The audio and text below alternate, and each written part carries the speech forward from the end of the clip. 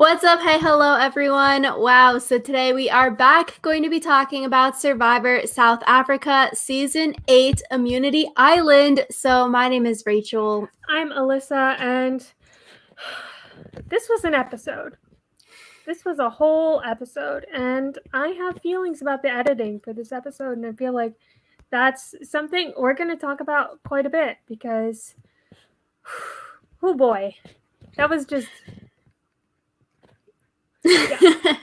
Oh my gosh, yeah, I personally felt like this episode was edited sort of poorly. Like, I personally felt you could feel and tell that the Orange Tribe was going to go to Tribal Council and lose the immunity challenge because before the immunity challenge, it was all focused on the Orange Tribe. We had like one segment basically with the Green Tribe, and there was like, I don't know, I just wanted to see more Green Tribe because after them going to Tribal Council, Blindside, first episode last week, I was like, could we get some of the post-tribal fallout? You know, you usually get the scene of them going back to camp and people are like fighting or like, haha, great move, guys. Like, we sort of saw it, but we didn't really get any Green Tribe this episode, so it sort of made it obvious that, oh, Orange is probably going to Tribal. And I feel like it was also really obvious who in Orange was going to get voted out basically from the beginning of the episode. So, which I guess you could say because last week it focused basically a lot on Green Tribe. I felt like last week we at least saw Orange Tribe, even though they didn't go to Tribal Council. And maybe because the premiere episode was a longer episode, they could have fit more stuff in it. But yeah, it's like one of those obvious editing tricks. The person or the people that are on the chopping block start to get more confessionals on the episode they're going home or on the episode one before they go home. yeah, I feel like not only was it just like an uptick in that person's like appearance, but it also painted them in a really negative light. I felt like. I feel like I'm sort of iffy on the vote out. I felt like they blindsided us with the editing, and I wish that they gave us more information, which I guess we'll get into when we talk about Tribal Council and everything like that. But for me, I thought it felt like Mike was going home and like Carla and Mike were getting the like, haha, you guys are goofy people that are so cocky and you're getting blindsided. And so Mike, I felt barely got any screen time. So it's like, oh, he's probably going home. And him and Carla are the goofy people that like got blindsided because they were so cocky about like not needing to strategize. We have this in the bag. You see, to me, I felt like it was really obvious that Pinty was going home because literally from the beginning of the episode, people were talking about how much they disliked her. And it's like, I feel like a lot of times the first couple votes in Survivor are just like, who don't you like? Which I feel like we've talked about this a lot about how people bring their own biases into Survivor. And that's why sometimes it's like bad that people just vote on who they like do or do not vibe with. Yeah. But like considering that, I feel like I think I counted 3 separate people talked about how they disliked or distrusted Pinty in just like the first 10 minutes of the episode. So I felt like it was pretty obvious that she was going to go home. So, which I think because we're sort of on opposites of literally the two people that were on the chopping block, it sort of shows, I guess you could say, oh, such good editing. The viewers didn't know what was going to happen, but I feel like I'm more on the page of, I don't think we got enough of the story to figure out like everything that was happening. Because like we'll talk about it, but I'm like, it did not seem that Carla and Mike were actually in the Anesu big alliance, and Anesu was the person basically probably controlling the votes because she has so many alliances. And I was like, why would Anesu get rid of Pinty? Because Pinty is going to stay loyal. Like, Mike is probably more of someone that you can't trust, like they said. yeah, I guess to me, it's one of those things where sometimes the person who is the ringleader has to acquiesce to someone else's demands just because it's easier than rocking the boat. And I feel like if a lot of people don't like Pinty and find her personality abrasive, then it might just be easier to get her out and then be like, okay, next time we have a vote out, I let you vote out Pinty, so can we please get Mike out now? Or something along those lines. So yeah, definitely. Like we said last week, you know, sometimes Like Jason probably should have just gone with the original OG vote with voting Sean or Keon out. So, sort of something like that could have happened. But, like, we're having these questions and we're talking about the episode. We've both watched the episode twice and, like, we don't have those answers, which is sort of part, I guess, of the bad editing. And it sort of makes it frustrating because we can't put the pieces together. Yeah, and I feel like part of that is the earlier episodes of Survivor are always going to be harder to edit because you have so many more people and you need to get so many more people's opinions.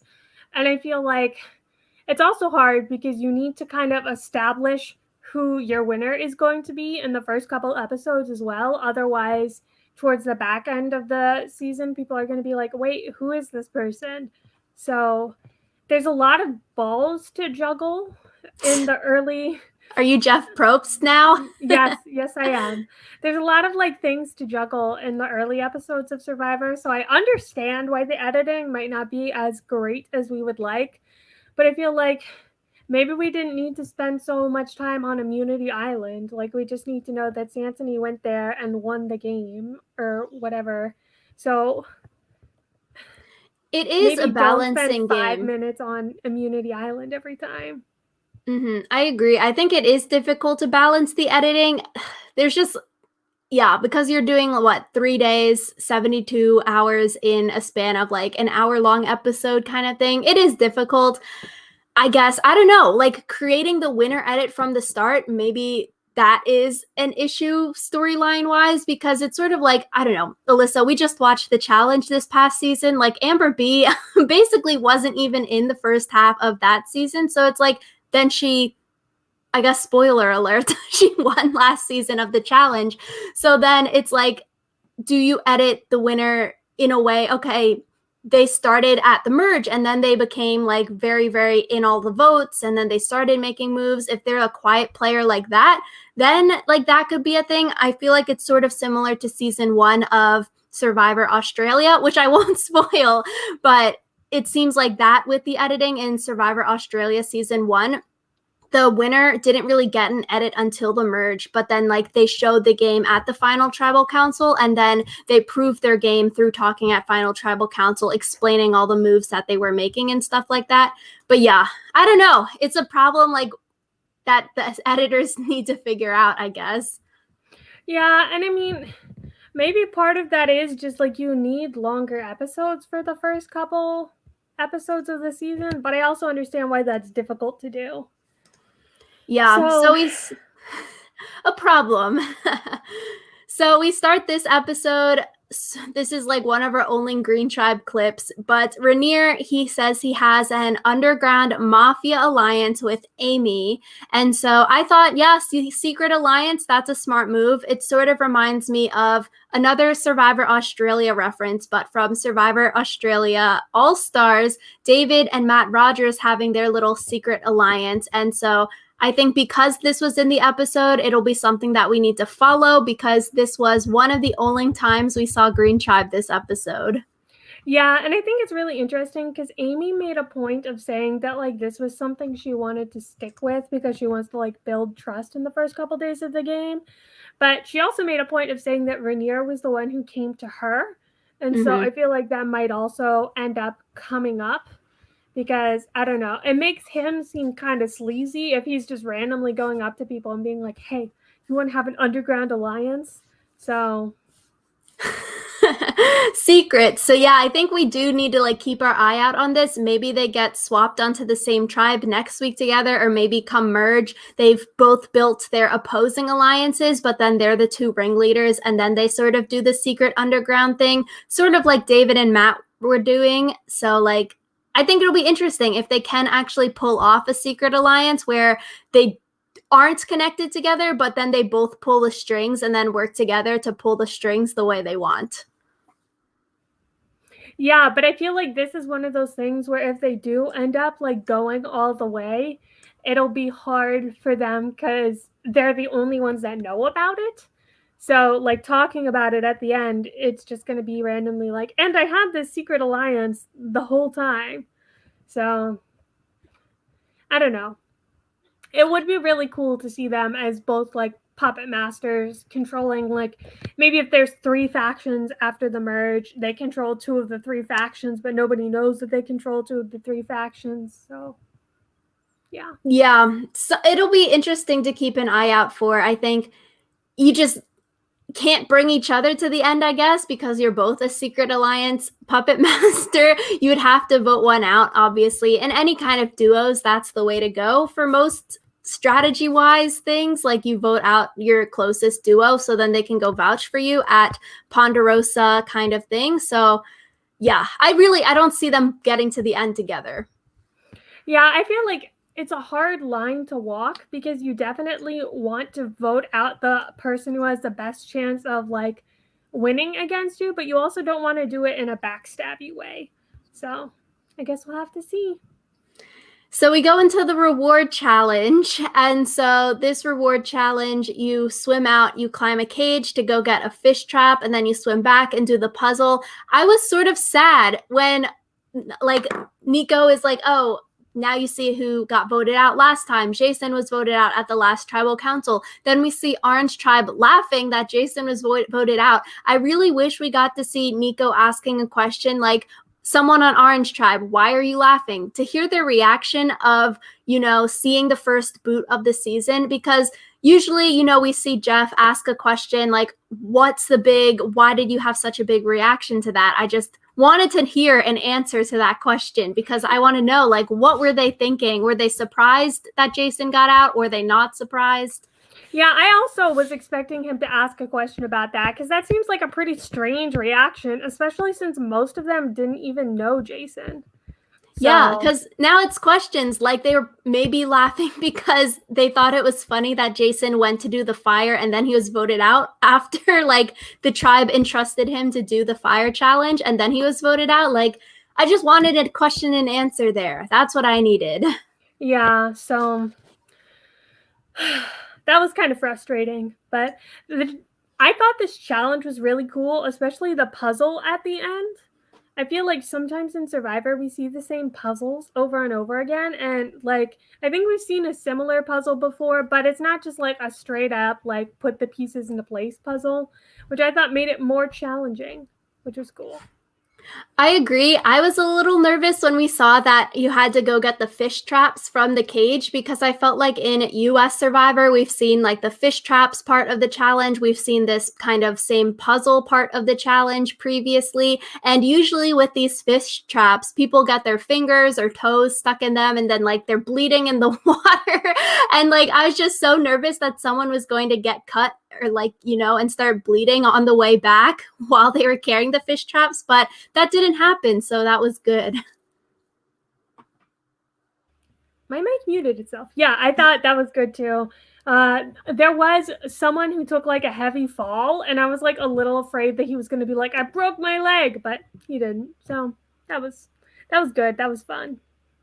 Yeah, multiple falls, I guess, this episode. If I'm thinking of the big fall in the immunity challenge, but I thought it was nice to see Chappies. He went back to get Santini because she was struggling with the like running and swimming portion of the challenge. So that was nice of him. He's probably like seems like a friendly dude, even though he was playing a little bit too hard last episode. It does seem like he has a lot of ins and a lot of social connections that we're seeing this episode. Yeah, I think it's interesting because like people seem to think that he's a snake, but they also kind of like him anyway. So I think it'll be interesting to see how that plays out because like he does seem to be a genuinely good dude. So I don't know. I wonder, yeah, and for like Santini, if it's like probably not strategy that she was being slow in the challenge, but I wonder if people did make it strategy, like, oh, if I F up this challenge, if people see me screw up, would the other tribe send me to Immunity Island? Because we've seen people strategizing at this episode where Chappies is like, oh, let me go pull in Santini because she's probably getting sent to the Immunity Island this episode. So like, let's pull her in because we need her information. So I wonder if people will pretend to be bad at a challenge in the future episodes to try to get sent to Immunity Island because people will think, oh, they're probably going to get voted out because they suck at challenges.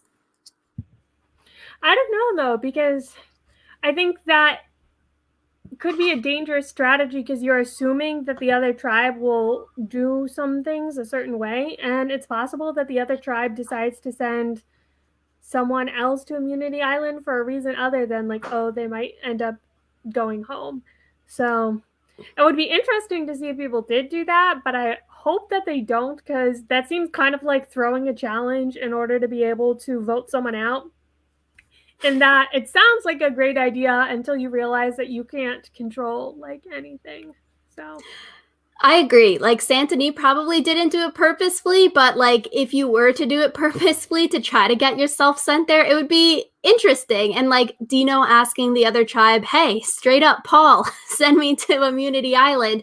Last episode, like people will probably start gaming the system and like figuring out how to work strategy around Immunity Island once more people go and once more people, especially people in the power seats, go and they see what's happening at Immunity Island, then maybe there'll be a little bit more strategy rather than just voting in, oh, the person that sucks at challenges, or the stereotypical first boot kind of thing.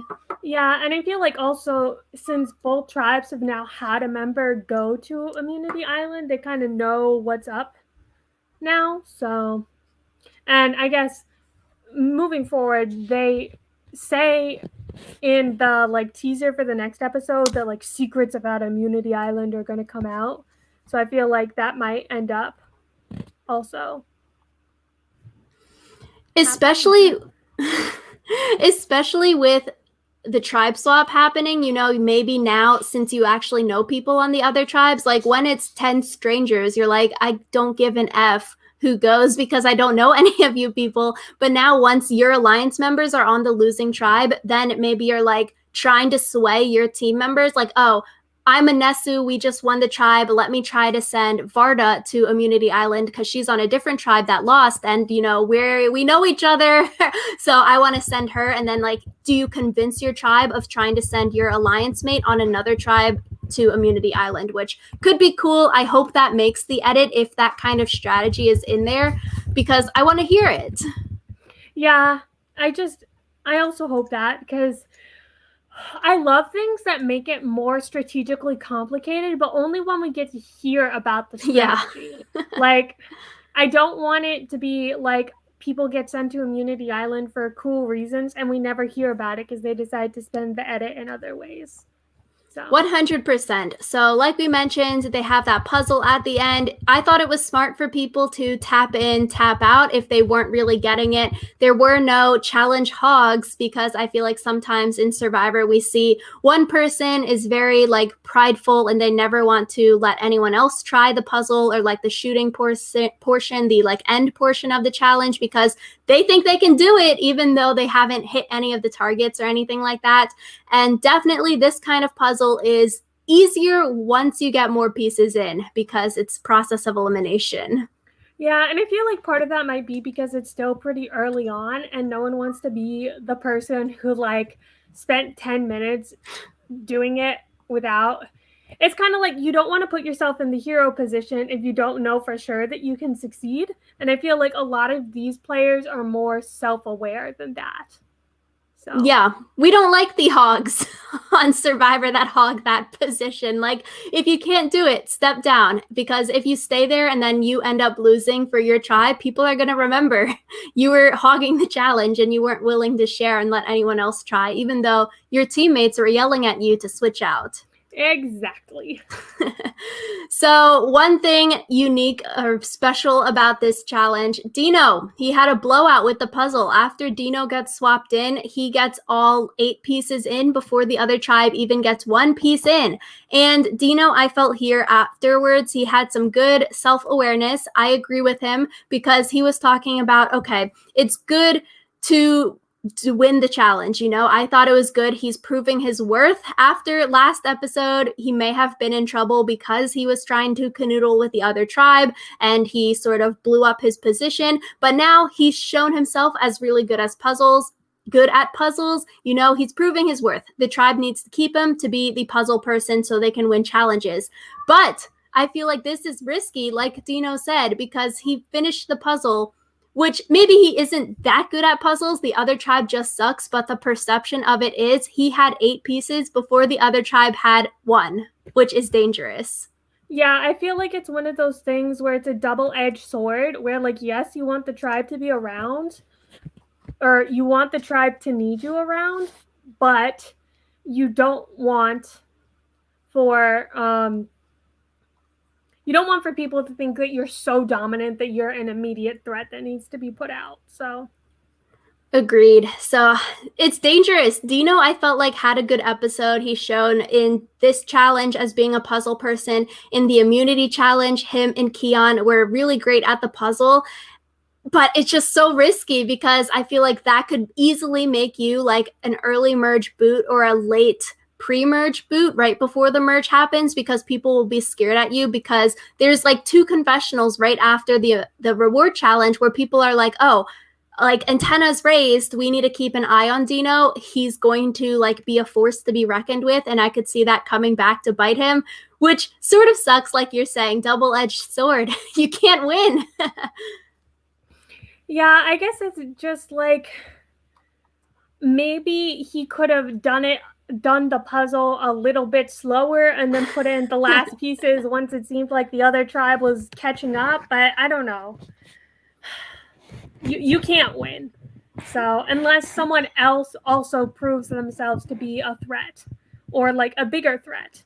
So yeah, because it's like you can't fault him and be like, Dino, you shouldn't have stood up for this puzzle. You shouldn't have like went in after and like got traded in, because it's a reward challenge. Like you don't need to win the reward challenges. You should have let your tribe lose the reward challenge. Like, sure, yes, if you're good at puzzles, go in for immunity challenges, you could say, but like, you know, I feel like the adrenaline is pumping and everything, and you want to participate in challenges. You don't want to just like stand there. Even like if you think you're good at puzzles, you want to get your hands and try to do the puzzle.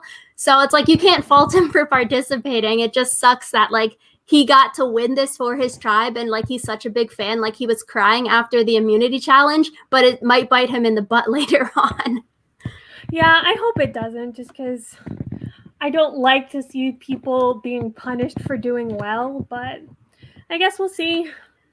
Yeah, it sort of does make the strategy to do well in Survivor to like shut up, do nothing, don't volunteer to do any hero positions and challenges, don't fight with anyone, don't talk too much, you know, like be the fly on the wall, be the boring edit in order to win Survivor, because those people go far.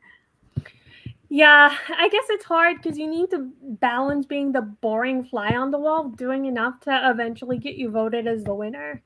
So yeah, halfway through the season, you don't start doing anything until merch, beyond that, when it like really counts more. But we see some of Chappies. He is telling Paul, Pinty, and Inesu about his diplomatic immunity advantage. It didn't really seem to cause any consequences here. It seemed more that this was brought up early in the episode, because later Pinty tells Tyson about the diplomatic immunity, which is probably why it was brought up. Yeah. Yeah, I guess Chappies did need to tell someone about it. That way we weren't confused why Pinty knew, but oh Lord, when will people learn that you don't tell others about your advantages in Survivor? Especially not this early on, and especially not like 3 other people. Like, what are you doing? Yeah, that's why it was weird in the edit, because it was like, oh, there are no consequences for this. Nothing really happened. But then it made sense later in the episode when we see Pinty spilling the beans. And maybe that's one of the reasons why they figured out Pinty told someone else. And then that's why maybe Pinty got the target on her back more. But it was just like, I don't know. Like diplomatic immunity, like we talked about in our last podcast when this advantage was brought up in the premiere, like, are you actually going to use it? And maybe because he's told 3 other people and 4 people know about it, we'll see someone use it. But same thing like last week, this is a really hard advantage to use. Yeah, I don't think it's possible to use this advantage, right? Like the more I think about it, the exact situation that you would need to come up would be for like a tribe swap to happen. You get really swap screwed and all of your alliance members are on a different tribe, and then you need to lose and then be swapped onto it. Just Like, the only situation I can see it being useful is if you get swap screwed. But even then... Maybe next week in a tribe swap, Chappies get swap screwed. But it's like the other 3 people say they're on different tribes. Chappies has this bracelet. Is he going to be like, oh, Nico, 1 second, I'm giving my friend Paul over there this bracelet. Everyone, don't move. Like, pause.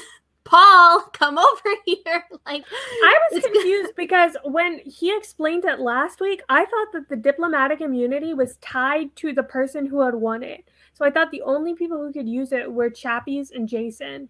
And then that's what I thought too. But then when Chappies was explaining it, he was like, I can give this to a friend. And I was like, is that really how this works? Or was he just saying that so that they would like decide to keep him around? Because I feel like if you say, oh, this is something that only I can use, then people are like, okay, cool, let's vote him out then. Because like, it's not going to help us at all if he has this advantage. So I would have liked some clarity on that. Maybe he was lying. It is like a solo advantage. He can't use it. People can't, or he's the only one that can use it.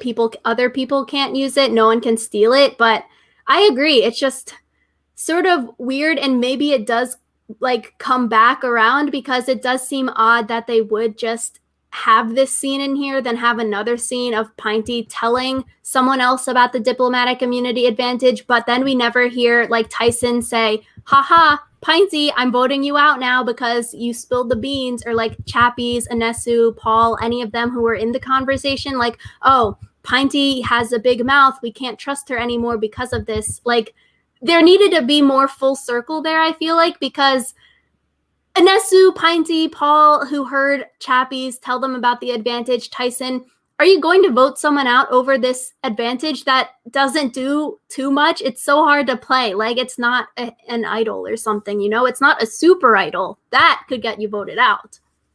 Yeah, I just, like you said, I feel like we needed more things to come full circle. And like, we're making assumptions based on what we think strategically would make sense.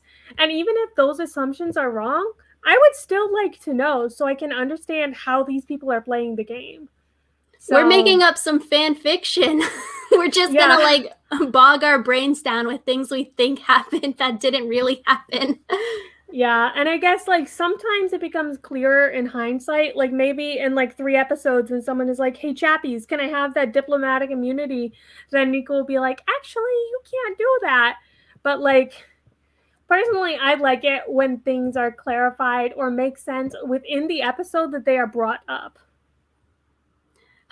Yeah, like we said last week, hard to play, but I do want someone to play it. So if the whole squad can use it, their whole alliance, I say let's go. I want to see someone use it because I do think it's so hard to play. But like you were saying, Alyssa, say you were swap screwed, come to swap, and there's like it's 5 versus 1 or something, and you leave, and then you go to another tribe, and the other tribe has like the majority of your people on it.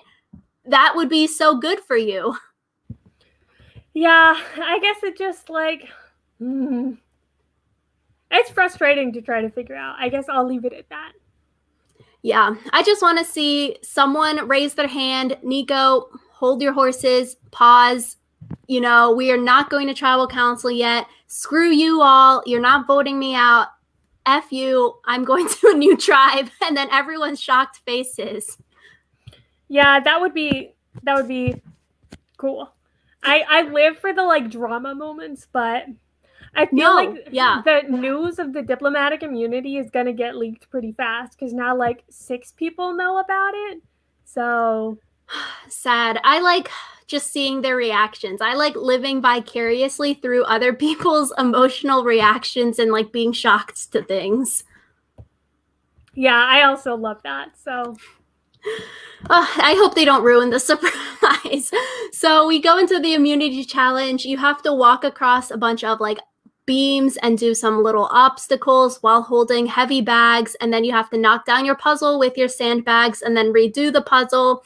Like I said, Dino and Keon standouts of the immunity challenge. They were so far behind, and then they beasted the puzzle portion and caught up because Green was behind the entire challenge. And then Keon was one of the only women on the Green tribe to actually make it across the balance beams while carrying a bag. For the other people, like, they didn't carry a bag to go across. And I wish we saw more of Keon this episode. I'm so sad. She didn't really get shown in the first episode. Very little got shown here. Same with Teresa. Where was she this episode? She had like 10 confessionals last week, and then she wasn't even in this episode, which goes back to the editing. Like, where are these people? It's especially confusing since Keon was the one who, like, was supposedly also kind of on the chopping block last week. And, like, Teresa, I think we mentioned that she probably only got as many confessionals as she did because she went to Immunity Island. But still, like, I would like some follow-up. Yeah, like Teresa after coming back from Immunity Island, were people hounding her, asking her questions. We didn't get anything from the Green Tribe. Like, where do these people stand? So that's sad. Hopefully Keon isn't on the chopping block anymore because she has that physical capability, you know, making it across the balance beams, doing well at the puzzle with Dino. I hope. Yeah, I hope. And I guess maybe this was the fall that I was thinking of. Maybe that didn't happen during the reward challenge. Even when I watched this episode multiple times, I feel like things kind of blur together. So. Yeah, Rainier has a big fall when he's going across the balance beams. And that was really scary. I'm really glad that they didn't like slow-mo it and show it from like 6 different angles because, I don't know, he could have got so seriously injured from that kind of fall. Yeah, I feel like I understand that Survivor is supposed to be very physical, but some of these challenges, I'm like, you are making these people unnecessarily in danger. Like, no. The dream team doing the practice, like, maybe they weren't trying to go across the balance beams as fast because you're like, oh, the balance beams are like 6 inches, 1 foot off the ground. How hurt can someone be? But then when you have that pressure and adrenaline, you're behind in the challenge. Your and people can't make it across. That huge thing. Like, to make, yeah, your center of gravity is all off and you're trying to go fast because you're behind and like your people keep falling. Like, you're going to try to rush it and then you might fall off. And then things will just be awful. So. Yeah, hopefully Rainier is okay. I feel like he should have been checked by medical after the challenge because some like force like that on your neck like could be very, very bad. Even if like he was able to complete the challenge and like get back up like we saw, like something could have been wrong there, you know, and he just didn't feel it with the adrenaline and whatnot. So I really do hope he's okay and like hope that he was checked out by physical medical right after that challenge finished because like it's just so dangerous. Yeah, that's another thing I would have liked to be shown. I'm going to assume that they do because I feel like normally whenever someone like has something happen to them, they have medical check it out, even if it ends up not going on in the show. So we're going to hope that Rainier got checked out because I would hate it if next episode they were like, oh yeah, Rainier's still really hurt from the challenge. And we were like, I didn't know he was hurt in the first place. So. Yeah, so Green Tribe wins, Orange loses. Something else that I thought was weird was the interactions between Marisha and Sean. It was just such weird editing because one thing happened in the reward challenge where Sean is trying to help Marisha up the cage, and then Marisha is like, no, I don't need help, and she climbs over it. Sean there was probably just being nice, like, oh, you help people if they're going over cages kind of thing. And then it was weird in the immunity challenge too, before the challenge started, when Nico was explaining everything and he was talking about, oh, it's cold, it's rainy and whatnot. All of the people were like shivering, standing with their arms crossed, trying to stay warm. And then we see Sean like rubbing Marisha's arms and shoulders like, oh, friendly, like stay warm kind of thing. And then we hear Marisha say, stop, which it's like weird that you would include that because editors could have just like cut the audio there or like you just wouldn't include those two things. But if it happened twice where Sean is like helping and then Marisha is like saying no or something, I don't know. It's just weird. Yeah, it's weird. And I feel like if they wanted to show that there's going to be a tension between the two of them, they could have done it in a different way. Because that was just kind of uncomfortable. So. Yeah, or like made it more obvious because it was sort of like, oh, if you weren't really paying attention, you might not have like heard it, or they were trying to cover it up because it wasn't like, oh, this is a conversation we need to hear, or like this is something we need to see, but it was more like Nico was talking about the challenge, or like Nico was explaining, like shouting, oh, Sean made it over the cage. Marisha is struggling. Sean is trying to help Marisha. And then like we see them helping, but she doesn't want help. It's like, I don't know. If it doesn't come up again, like it's something weird that why would you include that in the episode twice? Yeah, so just another question mark in the editing. And I really hope this one also is something that we get to see like get resolved soon. Because otherwise it's just a really strange choice to waste your time on showing that. So Yeah. Because it's like if you wanted to show, oh, this person is such a fun, nice person, they're helping someone else. We got that when Chappies was helping Santoni. It's like, I don't know. It was just weird. So speaking of Santoni, we see her getting sent to Immunity Island, and similar to Dino, I feel like this was also a breakout episode for Santoni. You know, I think I am confused about Immunity Island. The whole premise doesn't make too much sense because the whole message is stay and play or give up and go. So I think last week we weren't super clear on the rules, but if you stay, you get immunity and you can play the game, where then you would get the disadvantage if you lose the game. But if you leave and you don't even play the game, then you don't get immunity at all. So it's like sort of in what scenarios would you ever leave? Wouldn't you always stay and play? Because you potentially get an advantage if you win, but if you lose, you get a disadvantage, which we've seen has been lose your vote or get a vote at tribal council, which were the first two. Unless the disadvantages are so bad, I feel like you'd always play. didn't Santoni win though? Like that was what confused me, because she won, but then she also still got the disadvantage, right? Because like she couldn't vote this tribal. That kind of confused me, because yeah. Well, her disadvantage was get a vote against your name. So I assumed because she won, she didn't have a vote cast against her. But then at tribal council, Nico asked her and she was like, oh yeah, I don't get to vote this time. Oh, you're right. Yeah, I'm confused because her disadvantage was definitely like you get a vote cast against you. So yeah, that just really confuses me, because I guess then if you are the only person who is immune and like your alliance is like in a like tie and you're going to lose your vote even if you personally get immunity, then maybe that's when you decide to leave, because your alliance needs you, and you being immune at this one tribal council isn't worth potentially screwing your alliance over for the rest of the game.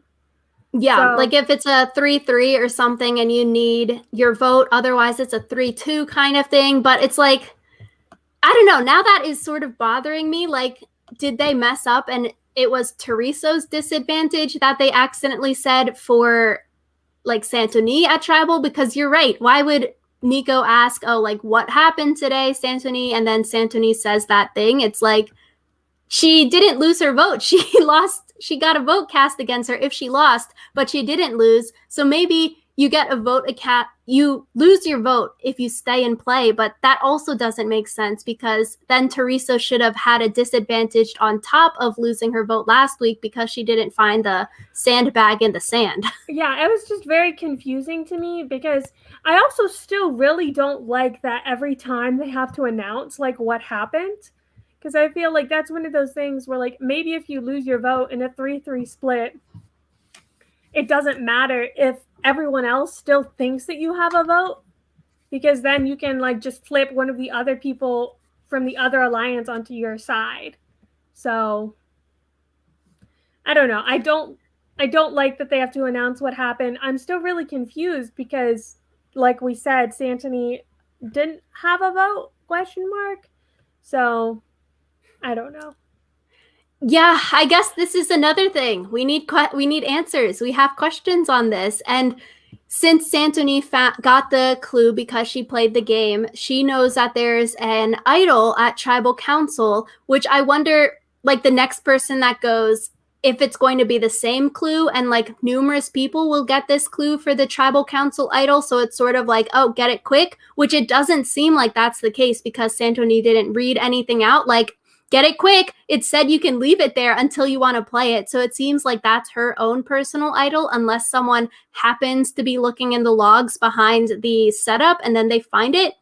So it's like X amount of idols will be entering into the game. And then they also have tribe idols that are entering into the game. So that's already the potential of 3 or 4 idols in the game. And then next time people going to Immunity Island, maybe they'll get, like, can they find 2 clues to 2 idols also if they go next week? Like, what kind of advantages are there going to be? Yeah, I'm just generally extremely confused. So we see Santoni has to play that Boston Rob, swing your little hoopy thing and get it into a log thing. The game that Boston Rob created on Winners at War, which was sort of funny. I was like, that's interesting, which I'm sure a lot of other people probably made up that game because you're so bored out there, but we saw it on Winners at War. Good for Santoni for winning that game, and she found an idol clue for an idol at Tribal, which now Survivor South Africa, we saw them do this in season 6. That is where Adam got the, I guess, why he looked for the idol at Tribal Council and Winners at War, and also Survivor Australia has done idols in Tribal Council before, so now US Survivor just needs it. Yeah, and I would like it for Survivor US to do it, but in like a cool way, not just that the urn is an idol thing. So yeah, there's a lot of, I guess, I don't know the word, but I'm trying to think, like, there's a lot of other seasons that they can draw on for inspiration here for what they should do with an idol. Yeah, I feel like sometimes US Survivor doesn't like to be inspired by International Survivor, though, because they were the first. So. Yeah, maybe we'll never see an idol at Tribal then, but I feel like they have to. Maybe not in 41 or 42 because it's right after Adam looking for the idol. In 40, it would be a little bit too obvious and everyone is probably looking out for it, but maybe in the near future after people forget about it and then it's not so obvious. Yeah, I guess that would be the way that they do it. I guess I was going to say they could do it in 41 or 42 because of the airing thing, but because 41 and 42 got delayed so much, everyone has definitely seen 40 if they were a Survivor fan, so. Alas. So, like we alluded to, Santoni, so smart of her. She goes looking for extra clues. Definitely a breakout episode for Santoni going to the island. And she finds another clue to an immunity idol that is hidden on their island. So now she has an idol for Tribal Council, and she has a second idol that she can find back at her camp. So she's the 2 idol person. She's got 2, potentially. Or she can get voted out with 2. That would be cool. Get voted out with 2 and then make James look less stupid. Yeah, join James, Kelly with 2 idols. David from Australian Survivor had 2 idols, but he didn't get voted out with 2 idols. So you can either join the ranks of David or you can join the ranks of getting voted out with 2 idols in your pocket. Yeah, I think there's one that you would prefer to be in, so. Yeah, I'm interested to see what Santoni does with this and like how she works with this information. I'm a little bit nervous because in the preview for next week, we see Santoni telling Chappies about the clue for the idol back at camp. So I'm like, oh no, foreshadowing, because she's going to tell someone about it. And I feel like that could bite her in the butt, especially they don't know it yet, but a tribe swap is happening. And so if they get swapped on different tribes, not good. If they get swapped onto the same tribe, then at least with what we're thinking is a 3-person tribe swap, then she knows that she can sort of trust Chappies more. Yeah, that'll be interesting to see happening. Do you want to talk more about the tribe swap now? Oh, I guess Tribal Council. Oh, yeah. Tribal Council. That thing. Yeah. I'm still trying to figure out the whole thing about why Santoni lost her vote, but whatever. It's fine. Yeah. Honestly, I'm confused also. But before tribal, we see it's Mike versus Pinty. We sort of talked about this at the start of the podcast. And like I said, I really felt like Mike was going to get voted out because Carla and Mike didn't really get too much screen time, but also their screen time was like Carla saying, "Oh, we've got this in the bag. I don't need to strategize right now. Like Mike is safe. Pinty is going home." So we hear other people saying, "Oh, Mike is dangerous. He's strategic. Carla and Mike are too close, so we need to break up the pair." And so that was the reasoning why people wanted to vote out Mike. On the other hand, we see people saying, "Oh, let's vote out Pinty potentially because we don't get along with her. She has a difficult personality." But then we also hear Anesu saying, "Oh, Pinty would be someone to drag along right now, and she's easy to vote out later because she has an abrasive personality."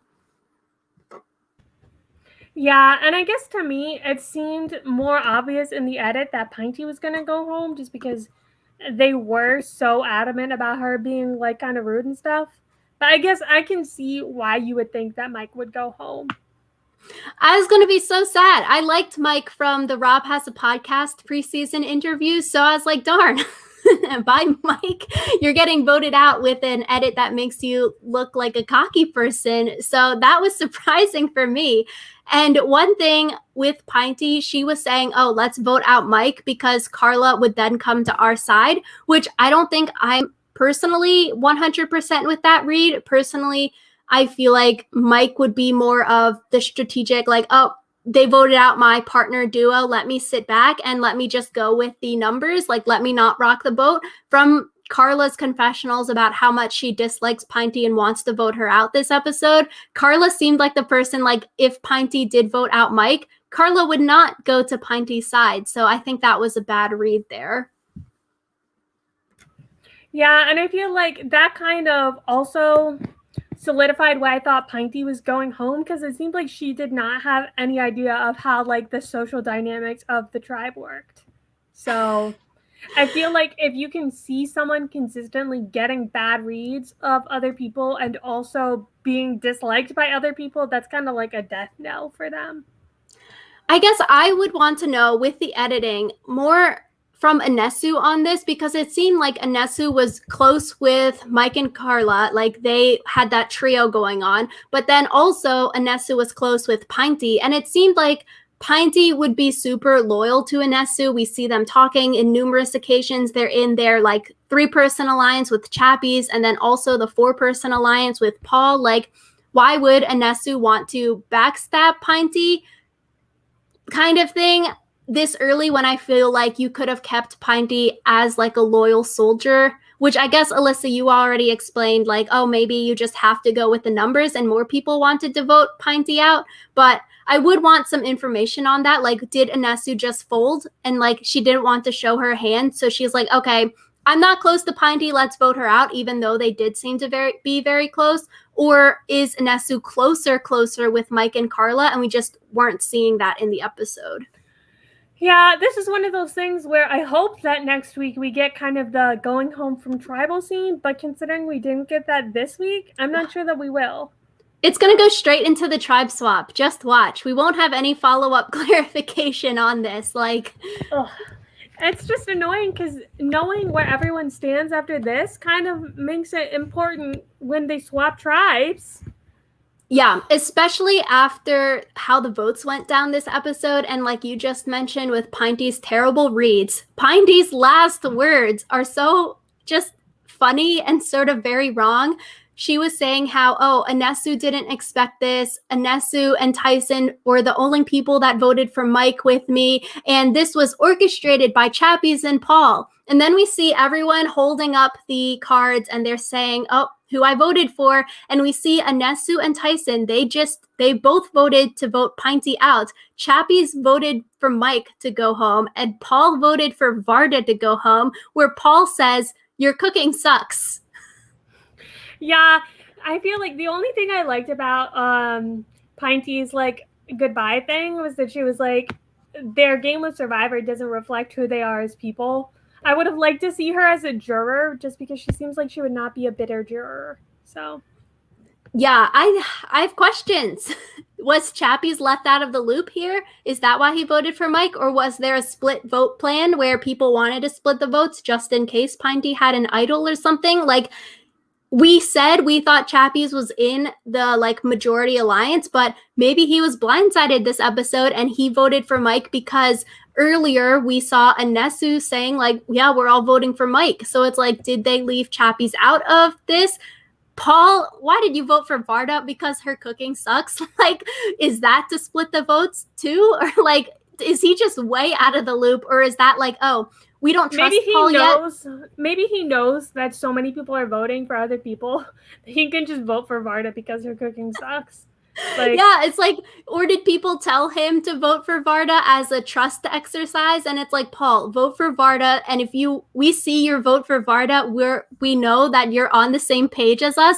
But then it's sort of like people that do those trust exercises, like, you don't want to work with them because they don't trust you and you have to burn your vote or vote this certain way just to get people to trust you. I'm like, I don't know.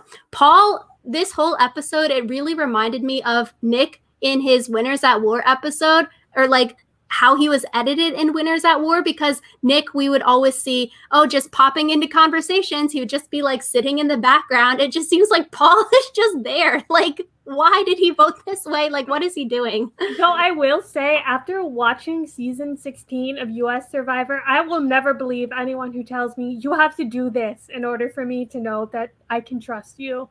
Like voting a certain way or giving up immunity. Like, no. No. I will do what you tell me to, but I'm not going to do something crazy and against my game just for you to trust me.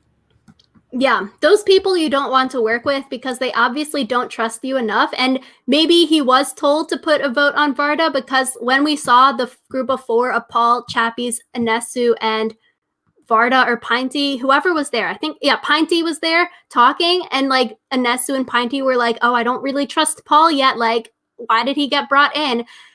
So maybe they did tell him to do that as a way to trust and see if he can be trusted. But it does seem like Chappies and Paul have a really close alliance. Like, they're a duo because we've seen them talking so much. And like Chappies brought Paul into that threesome alliance. We see Chappies and Paul on the beach talking. So maybe they're both on the outs and we don't know. I feel like it would be weird for us not to know that, but okay. Because I guess with the Orange Tribe, that's why I was so confused this episode. Like, I thought Mike and Carla were on the outs, like, oh, and Kieran put those 3 together. So it's a 7-3 versus them 3. But Chappies and Paul are the only 2 people who didn't vote the right way. Maybe they were splitting votes, or maybe it's 7-2, 7-3, where Chappies, Paul, and Pinty are on the outs. Yeah, it's just, this is why I need more information, because I feel like seeing everybody's votes made me more confused, not less confused. Because it does seem, this is us making it up, fan fiction in our brains. It seems like Anesu, she didn't pick that foursome alliance that we saw at the beginning of the episode of Paul, Chappies, and Pinty. She decided to go with the Mike and Carla alliance and that threesome alliance. So if it's actually that, and like Anesu, since she has all those connections, was the person that made the deciding factor, like, let's vote Pinty out, she chose the Mike and Carla alliance, and she did not choose that foursome alliance where Chappies told them about the diplomatic immunity. Yeah. I would like to not have to make up fan fiction about why these people did what they did. So, editors, please make episode 3 make more sense. Thank you. I feel like it's not going to make more sense because it's a tribe swap, and I feel like they're going to be swapped onto 3 tribes. And if they cannot balance 2 tribes, I don't think they can balance 3. No, I 100% agree. I think next week will be confusing as well because there's more stuff to show. These people may be meeting new people for the first time, and you have 3 tribes versus only 2 tribes to show, with a reward challenge and an immunity challenge and tribal council as well. I guess I would say for the tribe swap, I would personally want to see some of the duos get split up to see how that works, because we've seen people that are potentially duos, so like split Paul and Chappies up, definitely split up Anasu, Kieran, and Varda, since those are the 3 people that know each other. Whoever else is close, like Rainier and Amy, let's split them up. Like, if it would be interesting to see how these people who have these secret duos and whatnot get split up to see what they can do. I think it would be very annoying if we see their tribes of 6 split into 3 tribes and we see Anasu, Varda, and Kieran all on one tribe. That's 50% of the votes. They only need one more person to win. Yeah, it honestly just seems unfair. But like, I know odds are they will be split up, but if they aren't, I'm going to have some opinions next week. So, yeah, even like 2 out of 6, it's so much of an advantage. yeah. I just feel like I'm always torn when they do this 2 tribe to 3 tribe swap, assuming this is what's happening and is not just going to split into 2 different tribes of 9. Just because I feel like it's hard when they swap so soon after the game starts, because no one really has solid alliances, which makes it interesting because like you mix people up a little bit more, but also then like it isn't as high stakes if someone like gets put into a different tribe or something, because those lines are still very like woobly. So. Woobly, I like that word. I think another issue, if it does go 6-6-6 split into 3s next week, like you're getting voted out, and someone had a tweet about this, how they were sort of peeved off. Like, say you get voted out of like a tribe of 6, there's only 4 votes cast against you out of 18 people left in the game. So it's like not even half of the total people left in the game dictate your fate, and then you're getting voted out. It's sort of like, I don't know, it's just bad luck. Because it's like you were swapped into a tribe of 6 people that don't like you lose the challenge, and you're only getting voted out by such a small majority of the tribe, which I guess you can be like, yeah, that's the game of Survivor. But if you go out there and you love the game so much, like you would totally be so devastated. Like you were only voted out by 3 or 4 people out of a total season right now of 18 people left. Like there'd be so many what if scenarios running through your brain. I feel like this is kind of like when people get voted out on one vote, though, because I feel like in Second Chances, it was like Andrew Savage got voted out by like, what, 2 votes out of 12 or something crazy like that? So, an even smaller fraction of the remaining people. So, I don't know. I guess part of that is just the game. Like, it can be frustrating, but I guess it's more frustrating to me when you get the smaller tribes, because it's like there's so much less room to maneuver. Where like if you do end up with something like Anesu and her 2 people being on the same tribe, it's like, what are you going to be able to do to split those 2 up? Like you can't. Yeah, I guess the difference like would be with getting idled out or something like that. Like Ben idling out Lauren, and then his was the only one vote that was cast against Lauren to vote Lauren out in HHH. Like with those scenarios, like Savage and Lauren, it's like sort of a little bit your own fault, because you should have talked with your alliance and split the votes in a way, which is different from, oh, you were swap screwed in a way, like, oh, 4 people just voted out, but there was nothing that you could do to save yourself because there were no idols left on the beach. There is no single immunity kind of thing. I feel like it's different in that way versus idols. There would be something that you could do to save yourself, sort of like the idol nullifier. Like there's nothing you can do after that point. Like you can't save yourself. Yeah, which is why I don't like the idol nullifier.